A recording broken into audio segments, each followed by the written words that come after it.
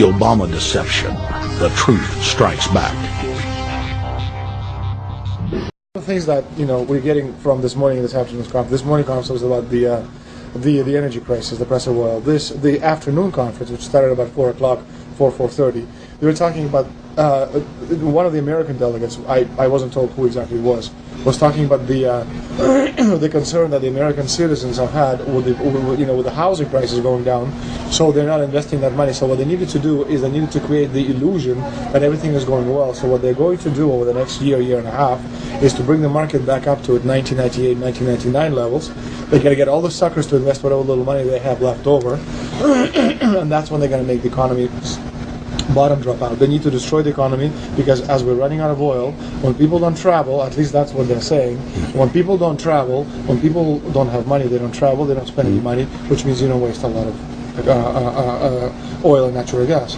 That's the afternoon. So how does this source, just ballpark, so you have the sources. Well, actually, they're true people who are members of the Bilderberg Club. It's actual members. They're members of the Bilderberg Club who for years and years and years have been going and participating in all the conversations. They've always been dead on, always. And last year they said the oil prices are going to go up to 150. At the time it was 39, went up to 76, basically doubled. If it doubles again, it's going to be back to where these people say. They attack Iran and will it?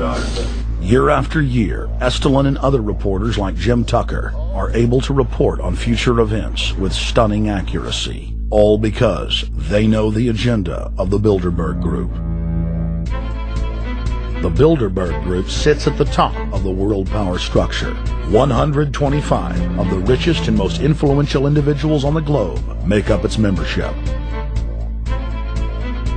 From Istanbul, Turkey to Chantilly, Virginia, we have tracked the elusive Bilderberg Group. Bilderberg always insist on a media blackout. By June of 2008, we had already figured out that Barack Obama was the elite's puppet of choice. The national media claimed that during the weekend the Bilderberg Group was scheduled to meet, that Obama had speaking engagements set for Chicago and the Midwest. We knew better. In a classic bait-and-switch, the Obama campaign told the press corps to get on Obama's campaign plane, and that Obama would join them on the flight to Chicago. Campaign staff then slammed the door shut. The fawning press had been shanghaied as Obama's campaign aircraft lifted off without Obama. Robert, why were we not told about this meeting and that the senator wouldn't be on our plane until the doors were shut and we were about to taxi to take off? Again, we had a desire, Senator Obama had a desire to do some meetings. Others had a desire to meet with him tonight in a private way, and that's what we're doing. We set up these meetings. They're being done tonight. Again, Is there more than one meeting? Is there more than one person with whom? I'm not going to get into all the details of the meetings. I don't know that I've got a ton more different answers for all of your questions. Obama wasn't going to Chicago. He had a meeting to attend, a secret meeting. Initially, it was believed that the secret meeting took place at Clinton's Washington, D.C. home. Obama's spokesman denied that, but won't confirm where the former rivals met. He also declined to comment on their topics of discussion. For a day and a half, the mainstream media engaged in a wild goose chase, trying to find out where Hillary and Obama had gone. 3 cover stories later, the corporate press had to admit they had no idea where the 2 candidates had gone. And to this day, Clinton and Obama aren't talking. Plenty of sources knew about this meeting, told us and others that it was at Hillary Clinton's house, but clearly it wasn't. In 2008, the trail led us to the Westfields Marriott Hotel, right outside Washington, D.C. We just flew into Washington, D.C. We're driving to the Westfields Marriott. Tomorrow the hotel's closed throughout the week into the weekend for the Bilderberg Group meeting. We're going to check in the night before. They're going to kick us out tomorrow.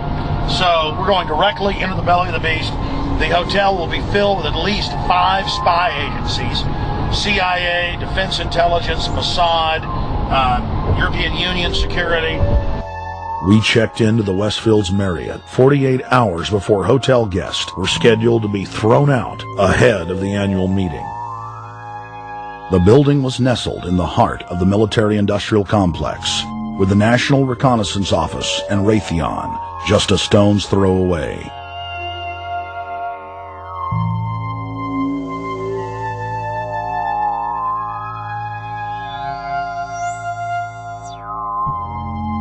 The plan tonight is to try to not get arrested, dodge the security, get in there, get some footage of the elite arriving in the morning, because some arrive before they officially lock it down, and then getting out of the building. That's our plan. I'm also going to be getting a call by a international syndicated radio show, Coast to Coast AM with George Norrie, and all week he's getting briefings from me every night about things as they develop.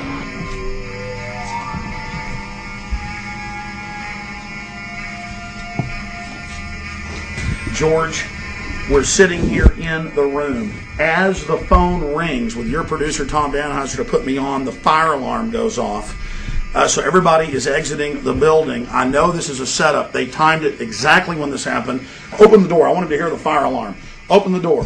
I want people to hear this live to the 16 million people listening.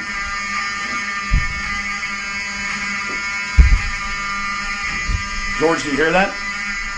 Now, they're going to use this as an excuse. The Westfields Marriott, right outside D.C. in Chantilly, they want to use this to flush us out of here. They're very upset. Everybody that covers Bilderberg, I was detained 2 years ago, interrogated, screamed at. They said Bilderberg was upset about me, wanted to stop us.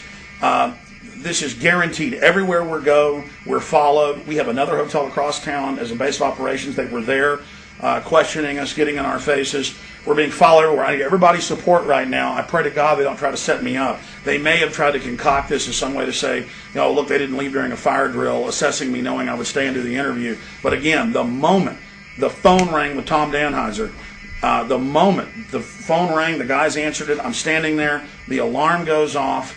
It's going off right now. The guests are exiting the hotel out there. Of course, there's no fire.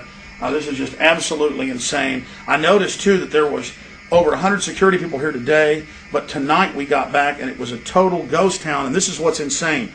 We have a security guy walk up to us 30 minutes ago, about 25 minutes ago, before this happened, and said, "What are you guys doing?" We said, "We're just walking around checking out the artwork in the hotel," which we actually were admiring, but we were also going around getting some footage.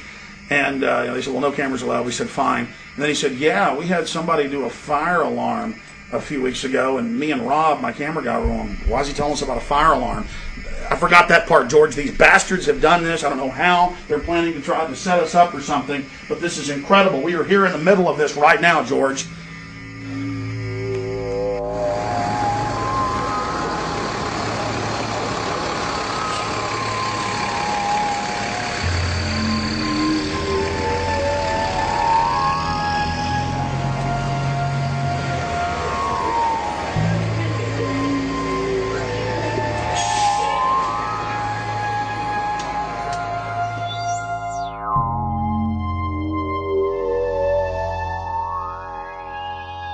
Stay there. Keep it locked.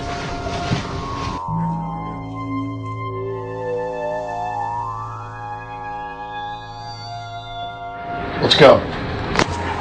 Let's get out of here now, Richard. Don't screw around anymore. We got out of here on exactly the right time. Is this the way out? Yeah.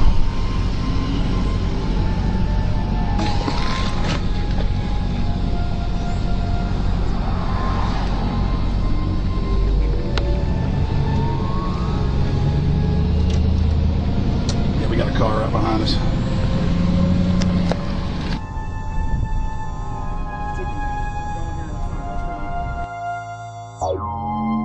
You made about, 5 turns and 6 turns? The same car's following us?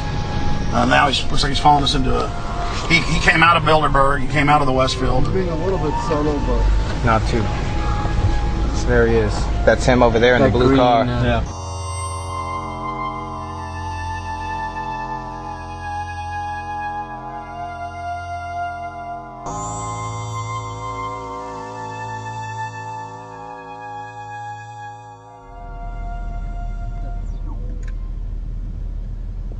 We're headed back to the Marriott here in Chantilly, Virginia, the scene of Bilderberg 2008.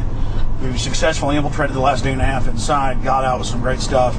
We've been tailed, and now we're going back to cover the dignitaries, the elitists, as they arrive. And right now is the prime time for them to start arriving for the next 3 or 4 hours. We took about a 30-minute break. I'm sure we missed a few, but it doesn't matter. We've got scores of people that just organically are listeners, info warriors that are out here taking action.